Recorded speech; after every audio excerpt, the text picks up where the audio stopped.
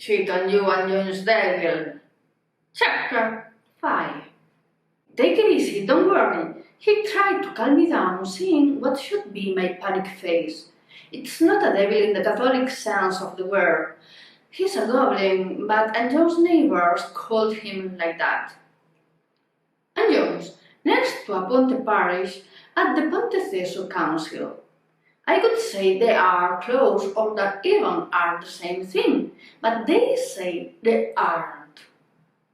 It's a place to which the mixture of the Amanimon River and the Cabanas estuary covers with a mantle of magic, submitted to the tide's winds and the flood's fog, full with a thick vegetation uninterrupted by a quarry. The house of Anllóns Devil is at the beginning, on the right hand. At first, it was the house of the Anllóns crazy woman, or that's what I imagine. It's hard to believe that people called her the Anllóns Smart if she was telling all around he had a devil at home that threw the pot out of the fire. Generations and generations of the house of Anllóns Devil lived writing down on the calendar the days the broth pot didn't roar down the fireplace. They were perhaps the fast food precursors. They learned to have to hunt a piece of bread and cure meat, and maybe some cheese and turnip greens. The days were more and more until the day they thought the devil had disappeared. So much confident they were that when the bride Lola's grandson thought of having a recourse to set a rural guest house up subsidies and to buy a BMW, of course, they all encouraged him. At the end, the house didn't do anything there empty, and it came in handy someone pruned the scraps. However, starting to come clients and appearing the devil again was all the same. The goblin still had the obsession with throwing the broth pot down the fireplace. Of course, that being that a rural guest house and literally comply with the current health and safety regulations, that greatest exponent of the old customs of the house inhabitants had to be fixed to the ground in a way no user can be hurt if it moves accidentally. Therefore, they made 4 holes in the granite block of the fireplace floor, filled them with reinforced concrete, put the pot on getting it fixed in such a way not even Superman can move it from its place. He may pull the whole rock out, but not the pot. The bricklayer in charge of the renovation ensured. The devil tried hard and hard, and he focused, and he stretched his hands, and stretched his fingers, and he squeezed his eyes, and he got all tense and all blush. But the pot didn't move, and one day, and the other, and when at last he gave up, he changed his obsession, and he found out that mysterious thing up was funnier. They shout! The little goblin got excited.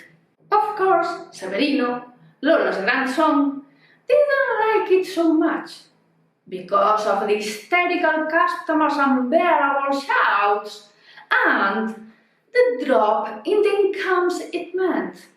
He tried in vain to promote his house into the most alternative tourism.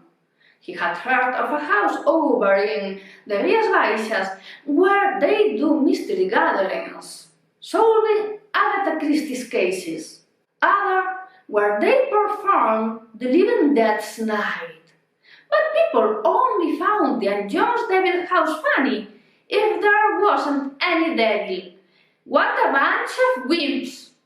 Of course, in that trip along the esoteric, he bumped into a crazy man that offered him a spell to drive the devil away forever and ever in return for the modest figure of 500,000 pesetas.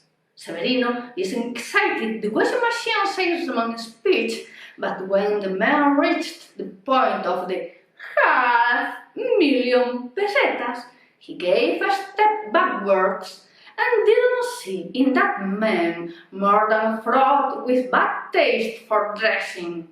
Although, since he saw in his bank account there were only red numbers, he changed his mind.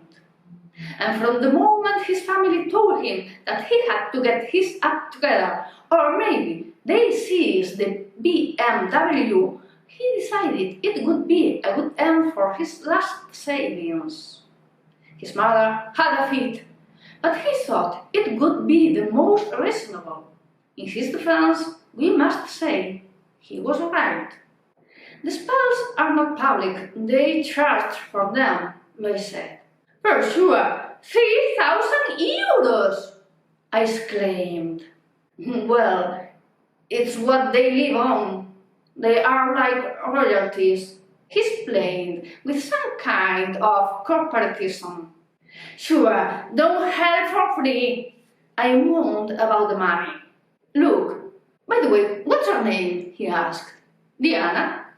Look, Diana, these people go to the supermarket, show their wizard ID, and go out with the shopping trolleys full of food for free, of course, he said with ugly housewife voice. People have to eat, Christ!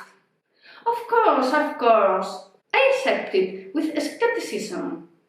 Of course they had to eat. I had too. But one person can live properly without eating seafood every day. They even say it is advisable to do it. What do I have to do then? Save 3,000 euros and go to see that wizard? I asked. Oh, 3,000 euros were then. Now I suppose it's a bit more, he answered. Oh, yeah, go ahead, cheer me up. I drowned. He didn't do it.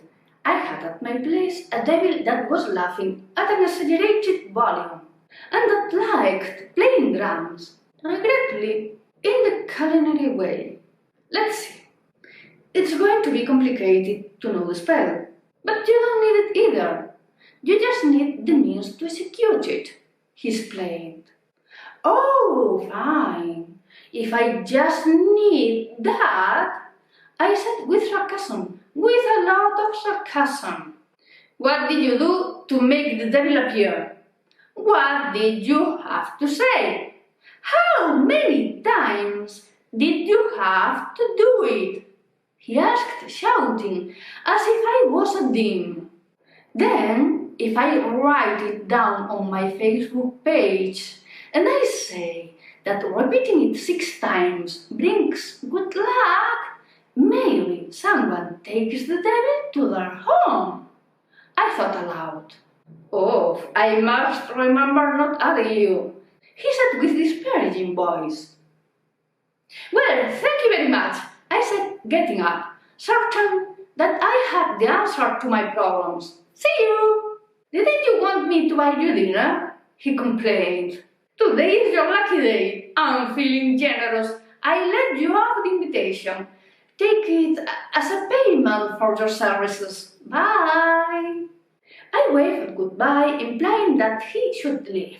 Even I didn't check if he did or not. I was wishing for going into my place, going into internet, and passing the mess to another person. If it was possible to Fatima, she was a real bore. I had 104 friends in my Facebook page.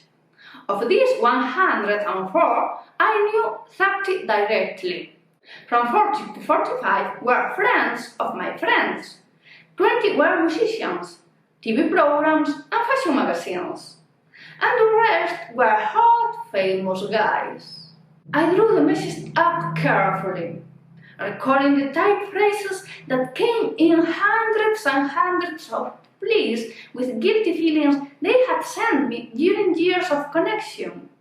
And as I was writing, instead of being overcome by guilty that could stop such a nonsense, making me see reason, I was overcome by a feeling of satisfaction, by the coldness of the revenge, apart from the relief which was the basic aim of the message.